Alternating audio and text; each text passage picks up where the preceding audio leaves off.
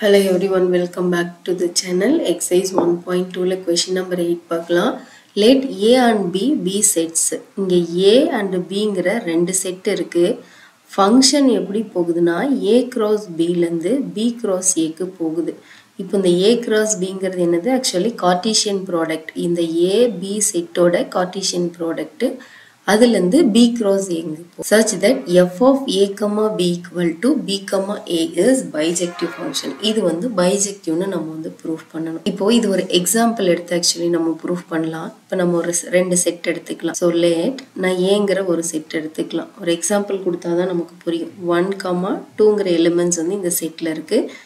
Bங்கிற ஒரு செட் நான் எடுத்துக்கிறேன். அதுல வந்து 3, 4ங்கிற ரெண்டு elements இருக்கு. இப்போ A cross Bங்கும் போது இதுக்கு Cartesian product நான் எடுக்கணும்.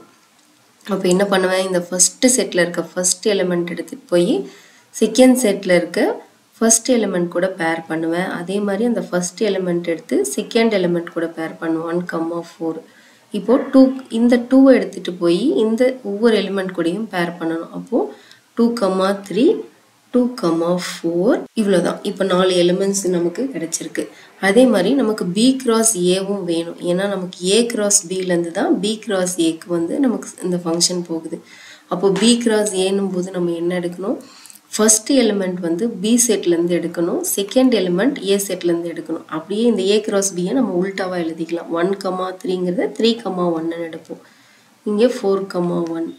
இங்க 3, 2. இங்க 4, 2.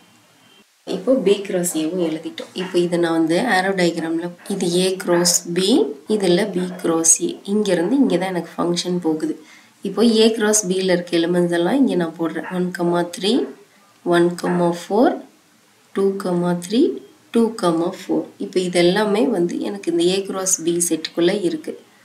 இப்போ B cross Aல என்னென்ன இருக்கும்? 3, 1 இருக்கு, 4, 1 இருக்கும், 3, 2, அடுத்தது 4, 2.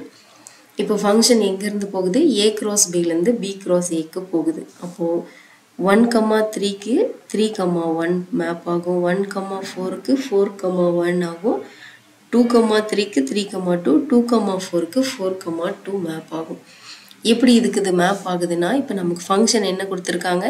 f of A, B வந்து equal to B, A. Suppose f of 1, 3 இருக்கு. இங்க first element இங்க இருக்கு.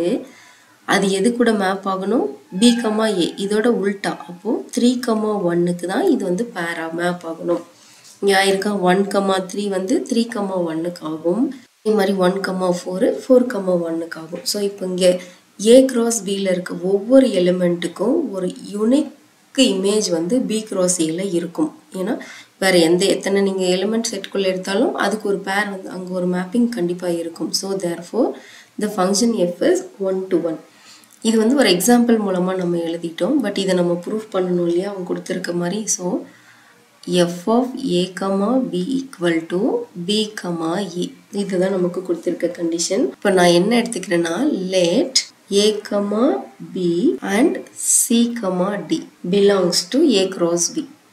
A cross Bங்கிற இந்த Cartesian product குள்ள இது ரெண்டும் இருக்கு எலிமெண்ட். இப்போ இந்த first element வந்து எந்த செட்ல இருந்து வந்திருக்கும்? எப்பவுமே ஒரு ordered pairல first element வந்து இந்த A செட்ல இருந்து வந்திருக்கும். second element வந்து B செட்ல இருந்து வந்திருக்கும்.